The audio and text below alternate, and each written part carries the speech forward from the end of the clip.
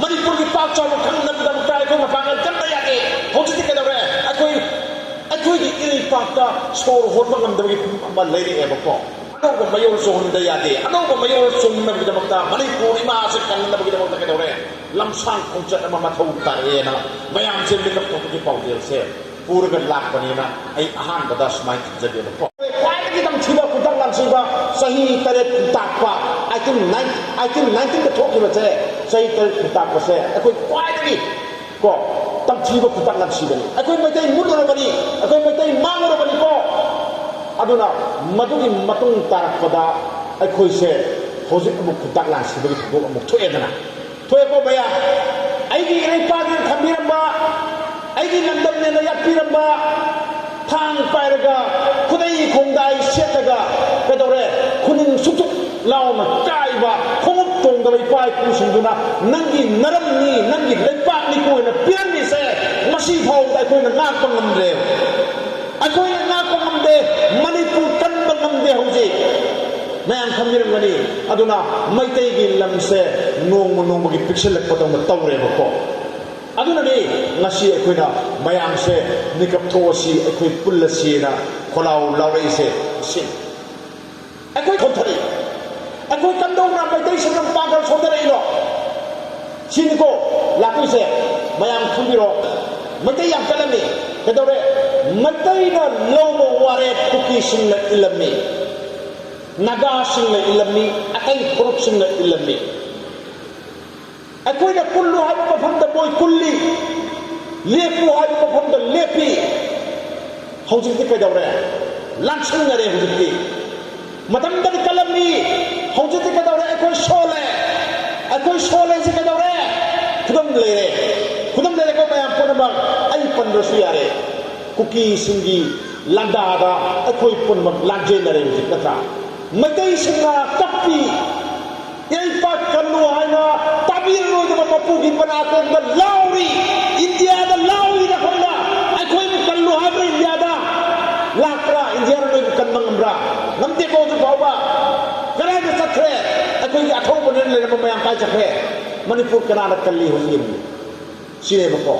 सिगबा लोर बतां हमसिदा आईगी इमा आलै पाक से कदन बगी दमकता अखोई ताई फदना करी बखर तौदबे यादे अदो अखोई से कयाम सोलगे हाइसे सिदा कोयरबनिको खंगबनिको अखोई शर्माई लांग नंगदेदना मयाम पुनमा मोरियदा लेरम मयाम तालेदना सुमिको सुसान पोटो लेरम बाय कोगी मते मयाम तालेदना मते नुसा हाइदाइने नुसा को स्माइ तोब्रो मकुत्ता मपांग कनबा मकुत्ता खुलाई पाइ नंबा मोइना मरि पाक कनना बथोक्त्रगदि कनाना मरि पाक कनी नुपी सिंदि लान पांग बचतपनि नुपीना लान थंगबा यागद्रो अदुना ngasi kedawre imai ber singna nasa singdo singtho hokalo nari pak kaluro hairo nazati kaluro hairo nangi furup kallo hairo natragadi kedawre nasa singdo nakhan de kolaga mari pak kanbadi amoi gi thudang osanu sai bo nandi yawba yade tawragadi ai le pak kanagi kanana kangadi nasa sing thaduro nari pak kanda bagi bakta nupa sing hogo nakoina hudukana kanana hudukani sirebako aduna akhoi mapangal yaudre sikarino nupa ko mayam se kadore magi leigada ba thonga leretre thokada pose mapangal do thopangam de bako masi kanana no nupi sing na hudukong change bako sima number 1 son bagi khwai maru maram mission yaurta maitai mission yaude ko hoje manipur lai ba mayam se mayam da hai ne ba ko maitai gi machine se sai da sung langa thin sai da lai ka da maitai nga tang ngai bu oi ba ni wa ne ko thai ne gi lai gi wari da thangjing ching sina thangjing lai sina loktak pa si uraga ising nga tang ngai ne na khalaga mana ising do nung ta ba du yam nung yam tahan de hai kari no nung yam tahan de kayo ka da ai praja ba ai gi mian jing se ising nga ngai ra ba ni na ai nung yam ka ta ro ga di moi awa ba nang ne nung tahan de aduna thangjing na kum tamadi ikang thoye na hai ni bayang na ta so mi ko sing po se sumai to gala ai khoi se ka do re ꯑꯩꯈꯣꯏꯒꯤ ꯃꯄꯥꯡꯒꯜ ꯌꯥꯎꯗꯕꯒꯤ ꯃꯔꯝꯁꯦ ꯃꯤꯁꯤꯡ ꯌꯥꯝꯗꯕꯅꯤ ꯍꯥꯏꯁꯦ ꯁ꯭ꯋꯥꯏꯗ ꯂꯥꯡꯉꯊꯦꯟꯗ ꯅꯨꯄꯤ ꯃꯌꯥꯝꯁꯤꯅ ꯑꯩꯈꯣꯏ ꯃꯁꯦꯟ ꯉꯥꯛꯇ ꯎꯕꯅꯤꯅ ꯌꯥꯝꯅ ꯀꯟꯕ ꯅꯤꯡꯕ ꯋꯥꯅꯦꯕꯀꯣ ꯑꯩꯈꯣꯏꯁꯦ ꯃꯤꯁꯤꯡ ꯌꯥꯎꯗ꯭ꯔꯦ ꯃꯄꯥꯡꯒꯜ ꯌꯥꯎꯗ꯭ꯔꯦ ꯃꯤꯁꯤꯡ ꯌꯥꯎꯗ꯭ꯔꯗꯤ ꯃꯄꯥꯡꯒꯜ ꯌꯥꯎꯗꯦ ꯃꯌꯥꯝ ꯈꯪꯗꯣꯏꯁꯦ ꯈꯪꯕꯤꯌꯨꯀꯣ ꯑꯩꯈꯣꯏꯅ ꯃꯄꯥꯡꯒꯜ ꯌꯥꯎꯗꯕꯒꯤ ꯃꯔꯝꯗꯤ ꯃꯤꯁꯤꯡ ꯌꯥꯝꯗꯕ ꯀꯨꯀꯤꯅ ꯃꯄꯥꯡꯒꯜ ꯀꯟꯈꯠꯂꯛꯏꯁꯦ ꯀꯔꯤꯒꯤꯅꯣ ꯃꯤꯁꯤꯡ ꯌꯥꯝꯈꯠꯂꯛꯄ ꯑꯩꯈꯣꯏꯅ ꯍꯟꯊꯔꯛꯄ ꯌꯥꯏꯀꯣ ꯑꯗꯨꯅ ꯀꯩꯗꯧꯔꯦ ꯃꯤꯁꯤꯡ ꯌꯥꯝꯗꯕ ꯃꯔꯝ ꯀꯔꯤꯒꯤꯅꯣ ꯑꯉꯥꯡ ꯄꯣꯛꯇꯦ ꯅꯨꯄꯤꯁꯤꯡꯁꯦ ꯑꯉꯥꯡ ꯄꯣꯛꯇꯦ ꯑꯃ ꯄꯣꯛꯒ ꯌꯥꯔꯦ ꯊꯥꯛꯄ ꯉꯝꯃꯣꯏ ꯆꯨꯝꯃꯤꯀꯣ ꯑꯅꯤ ꯄꯣꯛꯑꯗꯤ ꯂꯣꯏꯔꯦ ꯍꯔꯥꯎꯕꯗ ꯌꯥꯔꯦ ꯇꯣꯛꯑꯣ ꯆꯨꯝꯃꯤꯀꯣ ꯃꯌꯥꯝ ꯂꯩꯀꯥꯏꯁꯤꯗ ꯑꯝꯇ ꯍꯥꯏꯖꯒꯦꯅꯦ ꯑꯉꯥꯡ ꯇꯔꯦꯠ ꯄꯣꯛꯄ ꯀꯌꯥ ꯌꯥꯎꯒꯦ ꯈꯨꯠ ꯑꯃ ꯊꯥꯒꯠꯄꯤꯌꯨ ꯇꯔꯦꯠ ꯄꯣꯛꯄ ꯀꯌꯥ ꯂꯩꯒꯦ ꯑꯝꯇ ꯍꯥꯏꯕꯤꯌꯨꯅꯦ ꯂꯩꯔꯝꯃꯣꯏꯀꯣ ꯁꯤꯅꯦꯕꯀ ꯀꯔꯤꯒꯤꯅꯣ ꯑꯉꯥꯡ ꯄꯣꯛꯄ ꯀꯤꯔꯤꯁꯦ ꯅꯨꯄꯤꯁꯤꯡꯗ ꯑꯇꯩ ꯀꯔꯤꯝꯇꯒꯤ ꯅꯠꯇꯦꯀꯣ ꯑꯍꯥꯟꯕꯗ ꯑꯉꯥꯡꯁꯤꯡꯗꯣ ꯑꯩꯈꯣꯏꯅ ꯃꯍꯩ ꯃꯁꯤꯡ ꯅꯤꯡꯊꯤꯅ ꯇꯝꯕꯤꯕ ꯉꯝꯃꯣꯏ ꯍꯥꯏꯕꯁꯤꯃ ꯅꯝꯕꯔ 1 ꯆꯨꯝꯃꯤꯀꯣ ꯃꯕꯨꯛ ꯊꯟꯅ ꯄꯤꯖꯕ ꯉꯝꯃꯣꯏ ꯍꯥꯏꯕ ꯄꯣꯠ ꯑꯃ ꯅꯝꯕꯔ 2 ꯅꯝꯕꯔ 3 ꯂꯥꯏꯔꯤꯛ ꯂꯥꯏꯁꯨ ꯅꯤꯡꯊꯤꯅ ꯇꯝꯕꯤꯕ ꯉꯝꯃꯣꯏ ꯍꯥꯏꯕ ꯄꯣꯠ ꯑꯃ ꯆꯨꯝꯗ꯭ꯔꯥ ꯆꯨꯝꯃꯤꯀꯣ ꯁꯤ ꯑꯍꯨꯝꯁꯤꯅꯤꯀꯣ ꯑꯩ ꯑꯇꯣꯞꯄ ꯂꯩꯕꯥꯛ ꯊꯥꯔꯔꯣꯏ ꯏꯇꯥꯂꯤ ꯆꯥꯎꯈꯠꯄ ꯂꯩꯕꯥꯛꯅꯤ ꯀꯣ ꯌꯨꯔꯣꯞ ꯀꯟꯇ꯭ꯔꯤꯗ ꯂꯩꯕ ꯄꯣꯠꯅꯤꯀꯣ ꯃꯤꯗꯤ ꯀꯩꯗꯧꯔꯦ ꯑꯉꯥꯡ ꯄꯣꯛꯄꯁꯦ ꯄꯨꯡꯗꯤ ꯄꯣꯛꯎ ꯍꯥꯏ ꯃꯣꯏꯗꯤ ꯍꯧꯖꯤꯛ ꯄꯣꯛꯄ ꯌꯥꯗꯦ ꯃꯣꯏ ꯅꯪꯅ ꯄꯣꯛꯍꯜꯂꯣꯏꯀꯣ ꯀꯔꯤꯒꯤꯅꯣ ꯍꯥꯏꯀꯥꯟꯗ ꯃꯤꯁꯤꯡ ꯌꯥꯎꯔꯛꯇ꯭ꯔꯦ ꯃꯣꯏꯁꯨ ꯀꯣ ꯌꯥꯎꯗꯕꯅꯤꯅ ꯃꯣꯏꯒꯤ ꯂꯩꯄꯥꯛꯇꯣ ꯃꯨꯛꯀꯤ ꯐꯨꯝꯂꯛꯑꯦꯕ ꯑꯗꯨꯅ ꯀꯩꯗꯧꯔꯦ ꯂꯥꯏꯔꯤꯛ ꯇꯝꯕ ꯐ꯭ꯔꯤ ꯁꯦꯜ ꯑꯃ ꯇꯤꯡ ꯌꯥꯔꯣꯏ ꯄ꯭ꯔꯥꯏꯚꯦꯠ ꯑꯣꯏꯒꯦꯔꯥ ꯒꯚꯔꯟꯃꯦꯟ ꯑꯣꯏꯒꯦꯔꯥ ꯁꯦꯜ ꯇꯤꯡ ꯌꯥꯗꯦ ꯃꯣꯏ ꯇꯝꯅꯤꯡ ꯇꯝꯃꯝꯒꯅꯤ ꯆꯥꯕ ꯐ꯭ꯔꯤ ꯂꯥꯌꯦꯡꯕ ꯐ꯭ꯔꯤ ꯑꯗꯨꯝ ꯄꯣꯛꯀꯅꯤꯗ ꯑꯩꯈꯣꯏꯁꯨ ꯑꯗꯨꯃꯥꯏꯅ ꯇꯧꯔꯗꯤ ꯍꯥ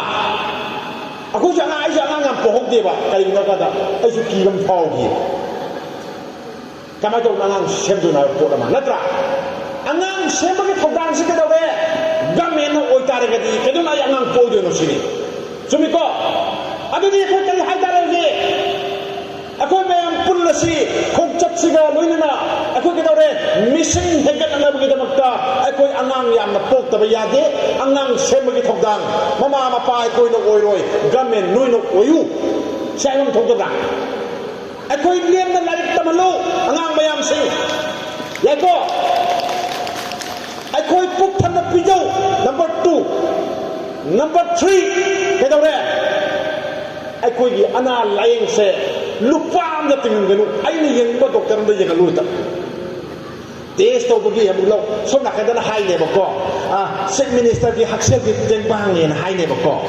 ꯑꯥꯗ ꯆꯠꯂꯨꯅꯤ ꯆꯦꯗꯨ ꯆꯠꯇꯦꯅꯦ ꯆꯦ ꯆꯠꯇꯦꯅꯦ ꯆꯦ ꯆꯠꯇꯕꯅꯤꯗ ꯃꯌꯥꯝ ꯈꯪꯕꯤꯔꯝꯒꯅꯤꯗ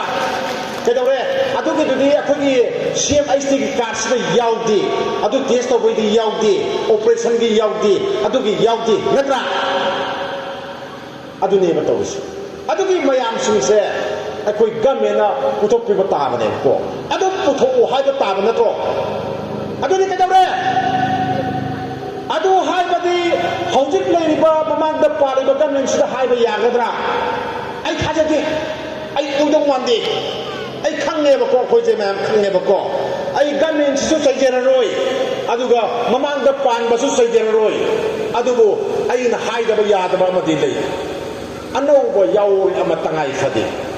ꯑꯅꯧꯕ ꯌꯥꯑꯣꯜ ꯍꯥꯏꯕꯁꯦ ꯈ꯭ꯋꯥꯏꯗꯒꯤ ꯍꯥꯟꯅ ꯑꯣꯟꯒꯗꯕꯗꯤ ꯀꯔꯤꯅꯣ ꯑꯩꯈꯣꯏ ꯏꯁꯥ ꯑꯣꯟꯒꯗꯕꯅꯤ ꯑꯗꯨꯒ ꯑꯩꯈꯣꯏ ꯔꯥꯖꯅꯤꯇꯤ ꯏꯪꯂꯤꯁꯇꯅ ꯄꯣꯂꯤꯇꯤꯛꯁ ꯍꯥꯏꯕꯁꯦ ꯑꯩꯈꯣꯏ ꯇꯧꯗ ꯌꯥꯗꯦꯕꯀꯣ ꯄꯣꯂꯤꯇꯤꯛꯁꯇ ꯃꯥꯏ ꯑꯣꯟꯁꯤꯟꯁꯦꯕꯀꯣ ꯄꯣꯂꯤꯇꯤꯛꯁ ꯍꯥꯏꯁꯦ ꯀꯩꯅꯣ ꯃꯌꯥꯝ ꯈꯪꯕꯤꯔꯝꯒꯅꯤ ꯂꯨꯄꯥ 500 ꯂꯧꯔꯒ 1000 ꯂꯧꯔꯒ ꯚꯣꯠ ꯄꯤꯕꯗꯨ ꯅꯠꯇꯦꯀꯣ ꯑꯗꯨ ꯄꯣꯂꯤꯇꯤꯛꯁ ꯅꯠꯇꯦ ꯑꯗꯨꯗꯤ ꯀꯩꯗꯧꯔꯦ ꯑꯩ ꯃꯤꯅꯥꯏ ꯑꯣꯏꯖꯒ ꯄꯤꯕꯅꯦꯕꯀꯣ ꯄꯤꯍꯟꯕꯅꯦꯕ ꯑꯩꯒꯤ ꯍꯛꯁꯤꯡ ꯊꯣꯛꯄꯅꯦꯕ ꯅꯠꯇ꯭ꯔꯥ ꯑꯗꯨ ꯌꯣꯜꯂꯨꯕ ꯅꯪ ꯅꯠꯇ꯭ꯔꯣ MLA ꯃꯥꯡꯉꯝꯃꯅꯤꯅꯦ ꯑꯝꯇ ꯂꯩꯔꯝꯃꯔꯣꯏꯅꯦ MLA ꯃꯥꯡꯈ꯭ꯔꯦꯀꯣ ꯍꯧꯖꯤꯛ ꯃꯌꯥꯝ ꯈꯪꯉꯤꯀꯣ MLA ꯑꯝꯇ ꯃꯔꯣꯟ ꯊꯣꯛꯑꯝꯃꯣꯏ ꯍꯧꯖꯤꯛ ꯀꯅꯥ ꯊꯣꯛꯏꯒꯦ ꯂꯣꯟ ꯇꯥꯟꯐꯝꯁꯤꯗ ꯃꯔꯣꯟ ꯊꯣꯛꯇꯦꯗꯅ ꯃꯤꯒꯤꯗꯤ ꯉꯥꯡꯗ꯭ꯔꯥ ꯑꯩꯈꯣꯏꯒꯤꯗꯤ ꯉꯥꯡꯉꯨ ꯌꯥꯗꯦ ꯅꯠꯇ꯭ꯔꯥ ꯃꯣꯏꯅ ꯉꯥꯡꯗ꯭ꯔꯥ ꯑꯩꯅ ꯉꯥꯡꯒꯗꯧꯅꯤ ꯊꯕꯛ ꯇꯧꯗꯣꯏꯗꯤ ꯃꯣꯏ ꯅꯠꯇ꯭ꯔꯣ ꯑꯩꯅꯕꯨ ꯂꯣ ꯁꯦꯝꯕ ꯌꯥꯕ꯭ꯔꯣ ꯑꯩꯅꯕꯨ ꯊꯧꯁꯤꯜ ꯁꯦꯝꯕ ꯌꯥꯕ꯭ꯔꯣ ꯄꯣꯂꯤꯁꯤ ꯁꯦꯝꯕ ꯌꯥꯕ꯭ꯔꯣ ꯑꯉꯥꯡ ꯃꯌꯥꯝ ꯄꯣꯟꯕꯕꯨ ꯑꯩꯅ ꯑꯉꯥꯡ ꯃꯌꯥꯝ ꯁꯦꯝꯕꯒꯤ ꯊꯧꯗꯥꯡꯗꯣ ꯑꯩꯅ ꯂꯧꯕ ꯌꯥꯕ꯭ꯔꯣ ꯃꯣꯏꯅ ꯂꯧꯒꯗꯕ ꯅꯠꯇ꯭ꯔꯣ ꯑꯗꯨ ꯑꯣꯏꯔꯗꯤ asang mami thagatsi mayam jai ko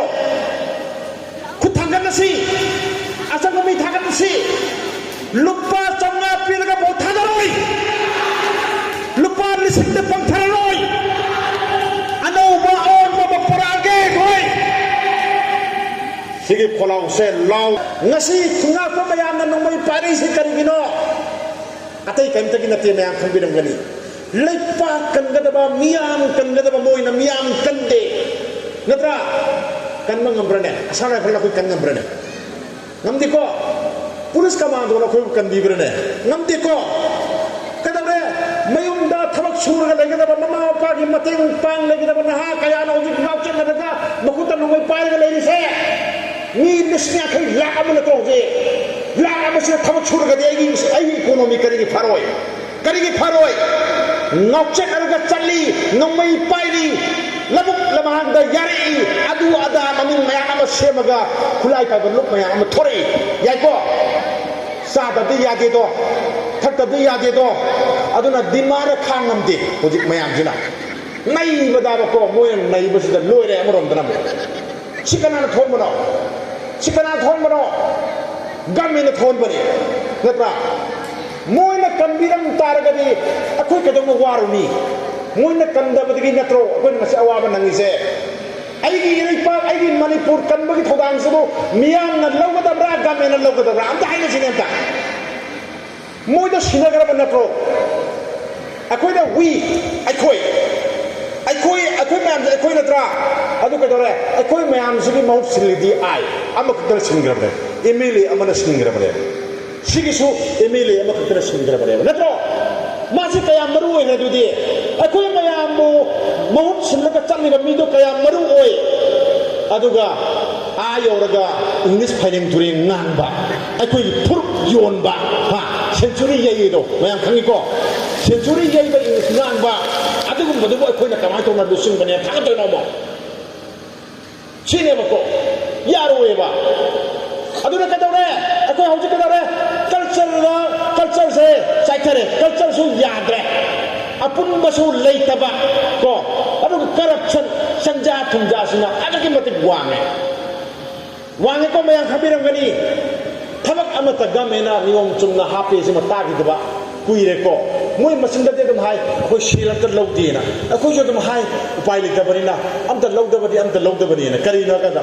lawe du di aina ulu dia ko ti do moi man da pina ba do summi ko aina thangbo de ba ado samindi phangi o sen law ga thabak hapane se khangi dala aduna kadore koi ba ya ba pai ba ya ba tham pai ba ya ba kadore thabak sang ba ya ba mi maya amma thabak phangde thabak phangatre aduna kadore suning nomingre aduna kadore khona ningatre competition da yangningre masi kun maki maru se politics thon bane ba ko akoi de politics hodi play ban nam tira politics se masi de miya maning tamalo maning hana taman se mayam punaba maning tambaba politics sama lain matam da kadore akoi matai kan mangam ngane ba ko matai kan mangam ngane sima ai masi mai bial sunda ai hajaramge aduna nakoi na soi ba da gini ko ngur soi kan yame angang yam po yadre number 1 ha number 2 vote torom daida ka dore tongbere nungsi saubani nungsi apoi lekai gi ni ama tawena mara lising ma pirami ani pirami nongma mara lambi semna banung ga thabiram banena adong da takre nakra adugi phol ngasi irei pak sa da natuna ai mung da natuna ai irei pak mane ai irei pak kan bang ndam thong da leire bakko ai koina mission yam dabagi mang basigi matang dani ko ina pandoi se aduga masina kanai to be maitai mutoi ne se imai bel sing tabiu ko aina haiba se hek soiraba khadai se on ku pang tabiu ai seloi ko laimang se ngang ni ko ido pakang bagi min khairol pallaga ai wasa isni ai ngang se arang banati ai achum bani ai na hobalai ba ai ngasin le khalai se leipa kan de khunai kan de thorok bane di ai di kadawre larabgi bagi bar lutto gen thorkonate di ko mantri gi yada bi sakken thorkonate di aduna leipa kan na bagi da makta miyam wakhilon ta na bagi da makta ne ai haje do je missing yam da bagi pho na khoi na kayang yam na soi ge si yemu ko akoi gi manipur gi na taba india gi oina mikok thibai na matawi ko mikok thibai ji mi masing thibai bani india gi oina thibani ko सही तरा खुदी मिकोक से थीबको मी मसिंग से थी सही तरा खुदी मिकोक से थीब कांदा हेक थीब लोरकांदा डिलिमिटेशन तवी डिलिमिटेशन से इंडस्ट्री वानी आई मचोंदा आई सबुन हाइजगे अखोगी असेंबली कंस्टिट्यूएंसी आदि केंद्र लेदना केंद्र से मिशन की मतुंग इन्ना नौना याथोपा हाइबनेबको लांगाथेब से अइना सुम खनबदा अखोगी वांगिंग तेथागी ओरंगने खल केंद्र ओरंगने खलेको अदो हौजिक से मागी मिशन से कई यामदबा मणिपुर की ओइना येंगाकांदा मथंगददी कदौरे मसी कक्चिंग लगिबा याय कक्चिंग केंद्र ओगिबा याय वांगिंग ओगिदबसु याय नत्र चिंग लगिबसु याय को सी पोसिमा हाबदी ngасagi MLA machine se machine ga yenaraga lepakane ba ad machine ya ba kangu da MLA machine helakane ba mayam yai ko MLA machine helakane aduna akhoi gi maitai gi machine ju sum yamakra banina sing na sum hegala banina MLA machine se sing gi MLA sum machine helane mayam khambiu ko sing gi MLA na helani kamane hedori siko maitai gi machine se यामबदा हुजुक फावबदा lakh 15 लइए को नागादी machine से लाख 9 गुम you're को cookie की machine से हानदी यामदे अदु लाख 3 की मयादा लइरे हुजुक को अदुदी सिंगी से 3 का 9 गा पुन तारगदी 15 लइत्रा अदुरगदी एमएलए मशीन खाइदोक रसेबको अखोइना उजुक ओइरिसे MLA निफु अखोइ ओइद्रा ओइबसे कदौरे अनंबदा कुंछा अमा तंपाकी ओइरेना खलो कुंछा अमा सिंगी ओइरने हाना कुन ओइरमिको याको मयाम पनबा अखोइगी MLA मैतै की MLA से कुन लेरमब्रा अखो निफु लेरमबसे तरा हंदरनिको कमाई तो हंदरनी आई नसाय हाइदोनिको मिशिंग मीन हेगले अखोइना मिशिंग याहुद्रे अंगांग पोक्ते को सिलेने अदुना हयंग MLA की केंद्र येनरकांदा सिंगिना कुंथ्रा अदुगा तंपाकिना हाबदी मैतै सिंगिना कुंथ्रा याइको कुंथ्रा सिदा मु येंसिको पांगल मैतैनी मोय मोय दा कदोम ना मोय पांगल को पांगल की MLA अमरी कारकनी को जिरिबाम से मैतैना सुका काररो जिरिबाम से मयांग अदुम कारनी को सीमा अदो मोय अहुम सिना सत्प माइकैदुदा अखोगी चीफ मिनिस्टर से मोयना दम ओइने कनाना मोयना सगत माइकैदु ओइरने माइकैदि कदौरे मंत्री ओइबा याय ओइदबसु याय मतमंदरि कमाय तोरमी अखोइना यात पोरम अखोइना लौबा वारे मोयना इलमी हौजिका अमु लातोसिना कदौरे मोयना लौबा वारे मैतैना इंदोइनी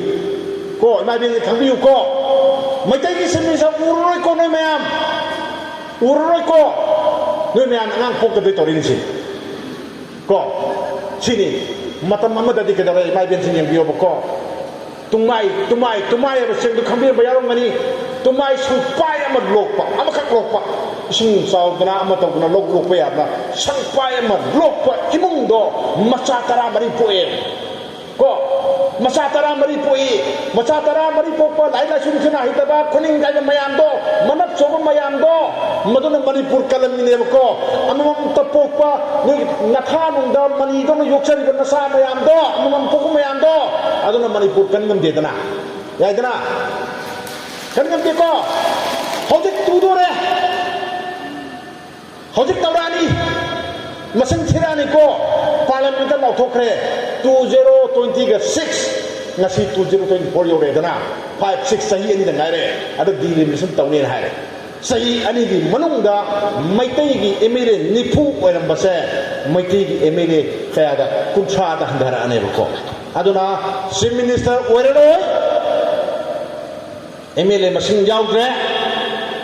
aduna kadore policies thoksil am da sebang amdana moi gi yakai yenga moina ngakpa moina sebang lo sido akoi illaga sat patai सिनेबको अदोरदी Meitei से मपांग कल्ली हाइदोग्रा मैतै मुलुई हाइदोग्रा अमदा हाइबियोले मैतै मुल्ली मुति से हाइबियो बको मैतै मुत्पा ꯃꯩꯇꯩ ꯃꯨꯠꯂꯅꯤ ꯍꯥꯏꯁꯦ ꯑꯩꯈꯣꯏ ꯃꯩꯇꯩꯁꯦ ꯑꯦꯇꯣꯝ ꯕꯣꯝ ꯑꯃ ꯇꯥꯔꯛꯑꯒ ꯁꯤꯔꯅꯤ ꯍꯥꯏꯕ ꯅꯠꯇꯦ ꯃꯤ ꯐꯝꯅ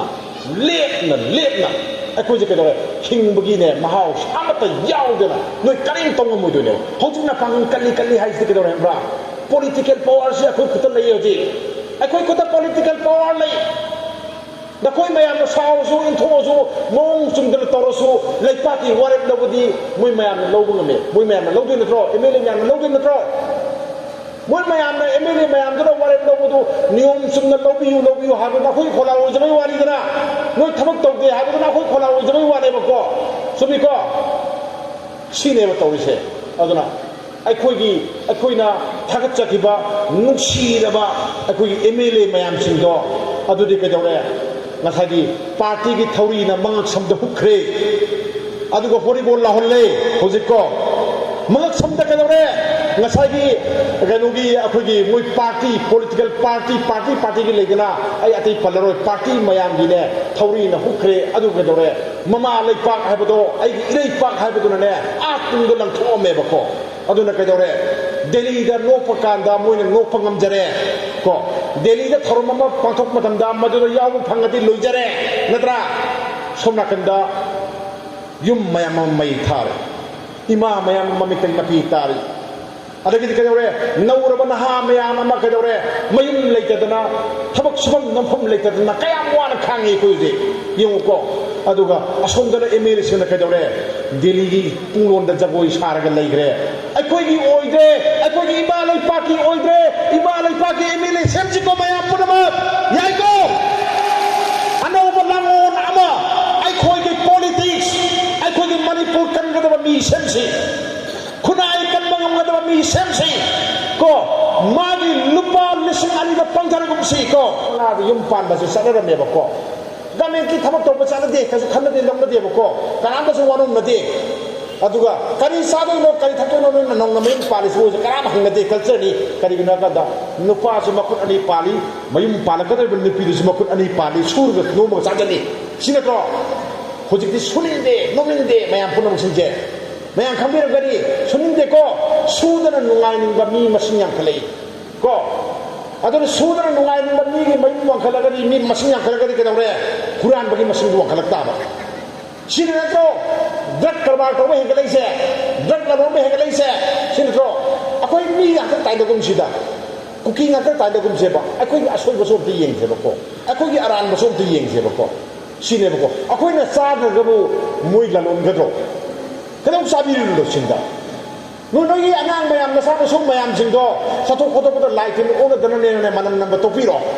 Nambiru ko sa tom dai da la nei mai bo ima manam tan nam ge se topiro hojiti halak padan nam mo manam do nang light in owner ko mayam do ima na lahu du ni ne machine de khar chopi makok de khar chopi humang manam kari manam nami sa snam nambra a de yu thalak ko thal ta ba number 4 sa ba ke na sa du ni aman de sum da ko na yeng bi yo na sa du nasagi labi khangane ba ko nasagi asoba du khang dar ga di mama ore dana natra mama ore dana hojiti mama ore adu sorpadi pan dukan da sentin leite hai lupa kun pi bazada sa ba di ngami natra pasale je hoji sengau da pasa yau de kari thongo no khang de hoji natra kari sa do no khang de ba ko pan dukan da kwa su pa de da de mayam ko na ha handa de ba pan dukan da mang biu de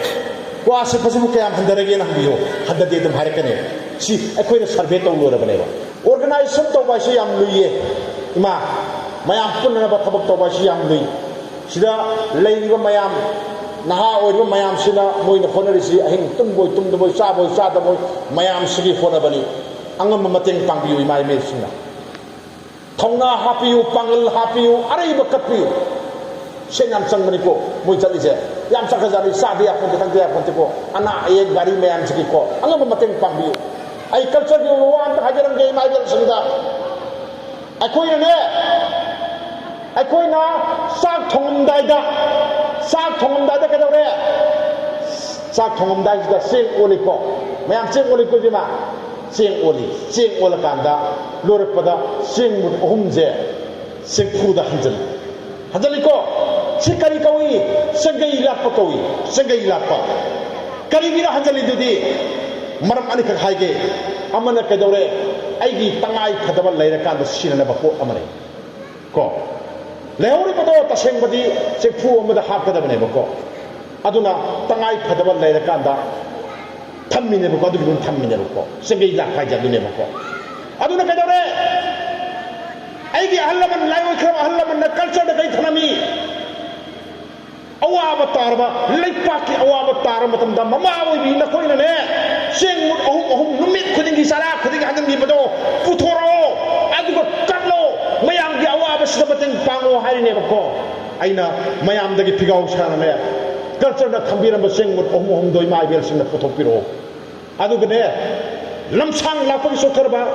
angang mayam sinse naha mayam sin sida bako katpiyo bako madu culture na khoi thanam ne bako adugi sengmun ohum da puthopiro kapiyo leipaki da matani thawai kapalai ne bako akoi mayam pulla se ba kholau sin law ga lai ne bako akon bada ai khongchat se yam line lobi ganu aruba khongchat naha khara ge khongchat nate ai ge manipur kadana ba khongchat ni ai ge manipur loidora bani ai ge kangrok chat tum dora bani 2026 kuidra bani ko akoi MLA yaro da bani MLA leyo da bani ko akoi asoi ba mayam amanani akoi angang pok da bani mising yam da bani ko mi gi ka dawre masa mayam ma poi hujiksu adu dai hendo da ka dawre mapan leibak tagi charong pusalai hek hurga ka dawre ai isani adu da leiru bani adu gi lak bani hane ba ko adu na ka dawre mui di masa ta mi tra ma pok pada tra ma pok bo tawe ba ko adu na mina sum masing hengale ba ko